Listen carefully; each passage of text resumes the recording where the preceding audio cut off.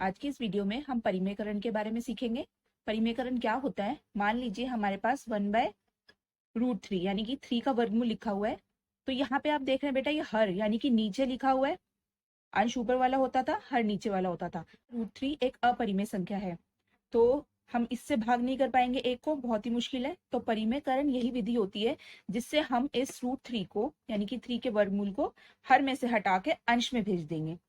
अब वो कैसे करते हैं, चलिए देखते हैं। उससे पहले हम कुछ सीख लेते हैं जो कि हमारा परिमेयकरण मदद करेगा। जैसे आपको पता होना चाहिए, जब हम √2 को √2 से गुणा करते हैं, √2 को √2 से गुणा करते हैं, तो ये आपको पता है 2 गुणा 2 हो जाएगा। अब क्योंकि ये 2 हो गए और 2 में से एक बाहर आ जाता है, तो इसका उत्तर हो जाएगा 2। इसी प्रकार अगर हम √3 को √3 से मल्टीप्लाई करते हैं तो ये भी हो जाएगा 3 × 3 यानी कि 3। पर बेटा जब नंबर सेम नहीं होते हैं, जैसे मानिए √5 √7, तो हमने मल्टीप्लाई किया 5 7। अब क्योंकि ये दोनों सेम नहीं है तो कोई संख्या इसमें से बाहर नहीं आ सकती, तो इसका उत्तर हो जाएगा 5 7 35। तो जब अलग अलग संख्या होती है या अलग अलग अंक होते हैं तो हम सीधा उसे गुणा कर देते हैं, पर यदि संख्या सेम होती है तो उनमें से एक बाहर हो जाती है। ऐसे ही मान लीजिए √45 को भाग करना है √5 से, तो वो ही करेंगे। यहाँ पे नॉर्मल डिवीजन जैसे करते हैं हो जाएगा, ये कट जाएगा 9, तो √9। अब इसको हम पता है कि 3 × 3 लिख सकते हैं, तो यहाँ से एक 3 बाहर आ जाएगा, तो इसका उत्तर हो गया 3। तो नॉर्मल मेथड ही करना है। अगर गुणा है वर्गमूल के साथ तो दोनों संख्या को गुणा कर देंगे, अगर अलग भाग है तब हम उसे भाग कर देंगे। हाँ, अगर दोनों अंक हमारे सेम है तो उनमें से एक अंक बाहर आ जाएगा। यहाँ 1/√5 का परिमेयकरण करना है, तो मतलब हमें यहाँ से वर्गमूल यानी कि रूट हटाना है। तो बहुत ही आसान तरीका है। अभी आपने देखा कि अगर इसको हम इसी के रूट से मल्टीप्लाई कर दें तो हमारा क्या बन जाता है, √5 में से एक 5 बाहर आ जाएगा। पर बेटा अगर हम यहाँ मल्टीप्लाई कर रहे हैं नीचे, तो ऊपर भी हम 1 से ना करके सेम से करेंगे, यानी कि यहाँ भी √1 की जगह क्या आएगा, √5, क्योंकि ये आपस में कट जाएगा और इसमें कोई अंतर नहीं देगा।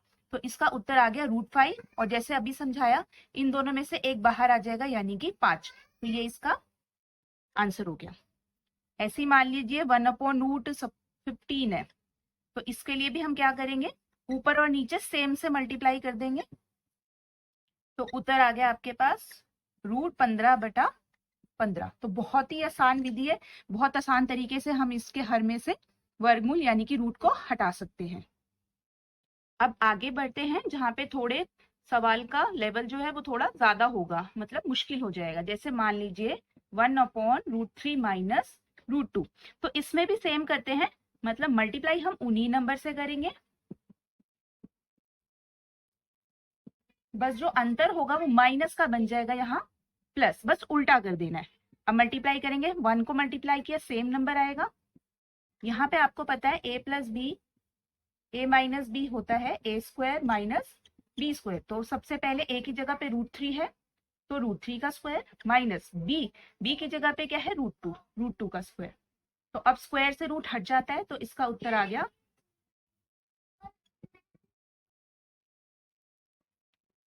तो इसका उत्तर आ गया √3 + √2/3 - 2, यानी कि √3 + √2/3 - 2, आंसर 1, यानी कि √3 + √2। ये हमारा इसका आंसर हो गया।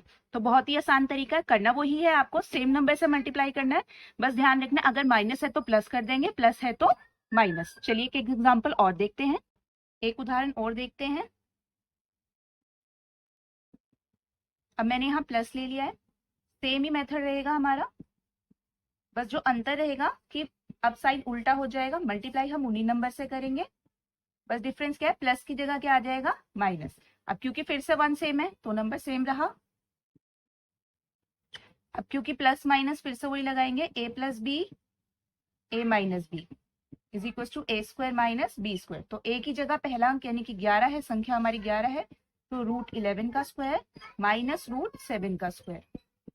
तो बहुत ही आसान हो गया करना, स्क्वायर से रूट हट जाएगा, 11 माइनस √7 7 -11 - √7/4।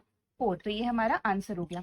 अब आप सोच रहे होंगे कि स्क्वायर से हमने रूट कैसे हटाया, क्योंकि स्क्वायर का मतलब क्या होता है, उसी संख्या को उसी से गुणा करना, तो 2 बार लिखेंगे, फिर से वही बन गया हमारा 11 गुणा 11, यानी कि उत्तर आ गया 11। तो परिमेयकरण बहुत ही आसान तरीका होता है। किसी भी संख्या दी हुई हो, बस आपको ये ध्यान रखना है, अगर अकेला नंबर है उसी से गुणा और भाग कर देंगे। अगर 2 नंबर है तो जो साइन दिया होगा, अगर प्लस का है तो माइनस कर देंगे, माइनस का है तो प्लस कर देंगे। अब मान लीजिए कि आपको रूट के साथ कोई संख्या भी लिखी हुई है, तो उसमें भी सेम ही मेथड करना है, ऐसा नहीं है कि कुछ अलग करना है। जैसे यहाँ पे लिखा है हम वही करेंगे, √5 से ही मल्टीप्लाई करेंगे, और जो संख्या लिखी हुई है 3 लिखा हो जैसे यहाँ पे, तो उसको सेम ही रखेंगे, तो आंसर आएगा हमारा √5। अब ये तो आपको पता है 5 रूट, जब √5 से मल्टीप्लाई होगा तो एक 5 आएगा, तो 3 अपनी जगह पे, एक 5 बाहर आ गया, तो इसका उत्तर हो गया √5/50। तो जो रूट लिखा हुआ जैसे लिखा है उसको उसी से मल्टीप्लाई कर देना है। अगर कोई 7 नंबर है तो उसको छोड़ना नहीं है, उसको सेम वैसे ही रहने देना है। अब जैसे ये दूसरी संख्या है, इसको भी हम लिखेंगे, सेम वही करेंगे, मल्टीप्लाई किया, अब क्योंकि यहाँ माइनस था ये बन गया प्लस। अब यहाँ देखिए ये 2 से मल्टीप्लाई हो जाएगा,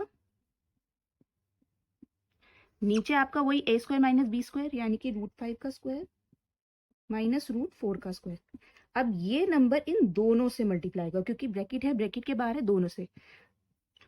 अब क्योंकि एक नंबर है दूसरा रूट है, तो हम सीधा मल्टीप्लाई करके इसे √10 नहीं लिख सकते, ये बन जाएगा 2√5, बीच में प्लस है तो यहाँ भी प्लस, √4 से मल्टीप्लाई हुआ 2√4, और नीचे आपको पता है यहाँ से रूट हट गया 5 - 4, तो आंसर आ गया 2√5 माइनस प्लस 2√4/1।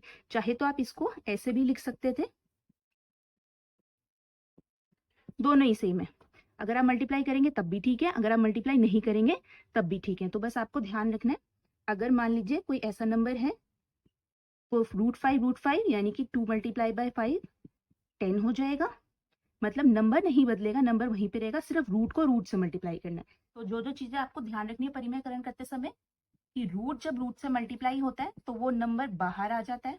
मान लीजिए किसी संख्या को रूट से मल्टीप्लाई करते हैं तो वो मल्टीप्लाई करना पॉसिबल नहीं है, वो दोनों इकट्ठे लिखे जाते हैं। और अगर परिमेयकरण में कोई संख्या इस प्रकार है तो हम इसका साइन उल्टा कर देते हैं, और अगर सिंपल है, मान लीजिए इस प्रकार था, तो हम उसको सेम नंबर से मल्टीप्लाई कर देते हैं। तो ये चीजें आपको ध्यान रखनी है कि अगर सेम है तो नंबर बाहर, अगर नंबर है और रूट है तो आपस में मल्टीप्लाई नहीं होगा, दोनों को एक साथ रख देंगे। अगर परिमेयकरण में प्लस है तो यहाँ माइनस हो जाएगा, नीचे है तो सेम नंबर से ऊपर नीचे मल्टीप्लाई होगा, और अगर मान लीजिए दोनों ही रूट है